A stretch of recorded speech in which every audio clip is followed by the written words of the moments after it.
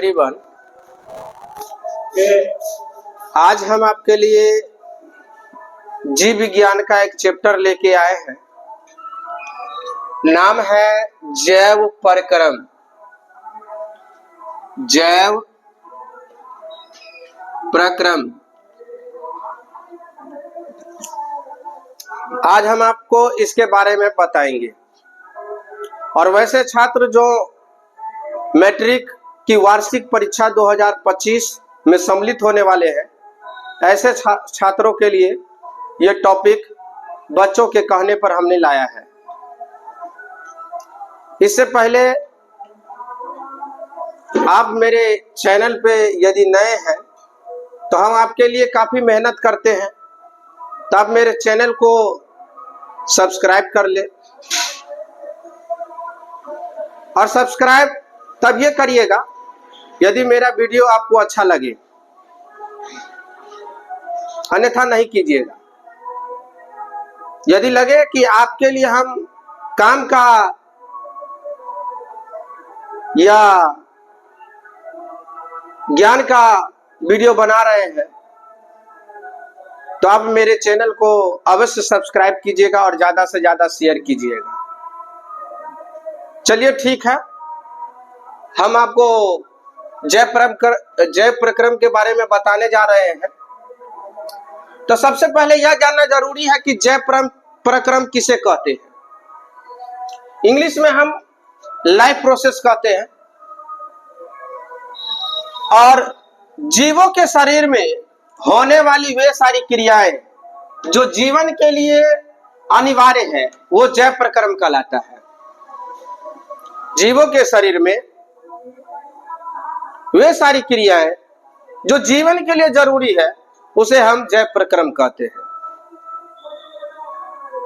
दूसरे शब्दों में हम कह सकते हैं कि वे सारी क्रियाएं जिनके द्वारा जीवों का अनुरक्षण होता है, उसे हम जैव प्रक्रम कहते हैं। वे सारी क्रियाएं जिनके द्वारा जीवों का अनुरक्षण होता है, उसे हम जैव प्रक्रम कहते हैं। अर्थात जिन क्रियाओं के बदौलत जीव अपना जीवन यापन कर पाता है, सुचारू रूप से इस संसार में रह पाता है, ऐसी क्रियाओं को हम लोग जैव प्रक्रम कहते हैं। पुनः हम एक बार जाने कि जैव प्रक्रम किसे कहते हैं। जीवों के शरीर में होने वाली वे सारी क्रियाएं जिनके द्वारा जीवन के सभी क्रियाएं संपन्न हो पाती है और जीवों के जीवन के लिए अनिवार्य होता है, उसे हम लोग जैव प्रक्रम कहते हैं। दूसरे शब्दों में हम कहेंगे कि वे सारी क्रियाएं जिनके द्वारा जीवों का अनुरक्षण होता है, जैव प्रक्रम कहलाता है। हम जानेंगे कि जैव प्रक्रम कौन कौन है। तो जैव प्रक्रम में मुख्य रूप से आपको पोषण, इंग्लिश में न्यूट्रिशन कहते हैं, श्वसन, रिस्पिरेशन, उत्सर्जन, एक्सक्लेरेशन, और जनन, रिप्रोडक्शन, ये सम्मिलित है। जैव प्रक्रम में पोषण भी है, श्वसन भी है, उत्सर्जन भी है और जनन भी है। और इन्हीं क्रियाओं के द्वारा जीवों की जो जीवन चक्र है वो चलता है। पोषण के माध्यम से उन्हें विभिन्न प्रकार के पोषक तत्वों की प्राप्ति होती है। श्वसन के कारण पोषक पदार्थ जो पोषक तत्व जो प्राप्त होते हैं, उसका विखंडन होकर के शरीर को ऊर्जा मिलती है। उत्सर्जन में शरीर में जो अवशेष पदार्थ बनता है उसे निकाला जाता है, और यही निकालने की प्रक्रिया को हम लोग उत्सर्जन कहते हैं। और जनन, तो जीव जिस प्रक्रिया द्वारा अपने संख्या में वृद्धि करता है, उसे हम लोग जनन कहते हैं। कोई भी चीज जिस प्रक्रिया द्वारा अपने संख्या में वृद्धि करता है, उन्हें हम लोग जनन कहते हैं। सबसे पहले हम यह जान लेंगे कि पोषण क्या है। तो वह विधि जिसके द्वारा जीव पोषक तत्वों को ग्रहण करता है उसे हम लोग पोषण कहते हैं। वह विधि जिसके द्वारा कोई जीव पोषक तत्व को ग्रहण करता है वो पोषण कहलाता है। और पोषक तत्व कितने हैं वो जान ले, कौन कौन है। तो पोषक तत्वों में कार्बोहाइड्रेट, वसा, प्रोटीन, विटामिन, खनिज लवण एवं जल, ये सब आता है जो कि हमें भोजन से प्राप्त होता है। और पोषण की क्रिया होना जीवों के शरीर में बहुत ही जरूरी है।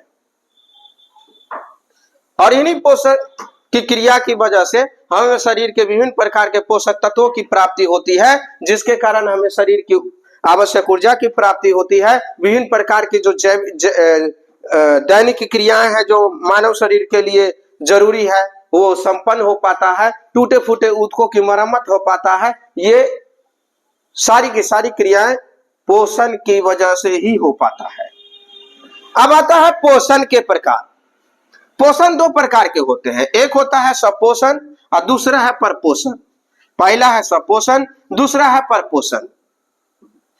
पोषण कितने प्रकार के? दो प्रकार के, पहला सपोषण, दूसरा परपोषण। अब हम जानेंगे कि सपोषण क्या है। सपोषण अंग्रेजी के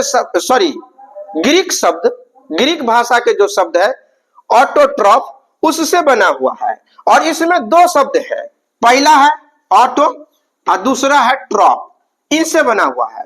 तो ऑटो का मतलब होता है स्वतः या स्वयं, और दूसरा है ट्रॉप बोले तो पोषण। तो वैसे जीव जो अपना भोजन स्वयं तैयार कर लेता है उसे हम लोग सपोषण कहते हैं, अर्थात ऑटोट्रॉप के नाम से हम जानते हैं। जैसे में हरे पेड़ पौधे प्रकाश संश्लेषण के द्वारा अपना भोजन स्वयं तैयार कर लेता है। तो भोजन यदि पेड़ पौधे प्रकाश संश्लेषण के द्वारा यदि तैयार कर पाता है, यदि पेड़ पौधा अपना भोजन प्रकाश संश्लेषण के द्वारा भोजन तैयार करता तो उसके लिए भी चार चीज का होना जरूरी है। पहला क्लोरोफिल, दूसरा सूर्य प्रकाश, सूर्य प्रकाश, उसके बाद जल,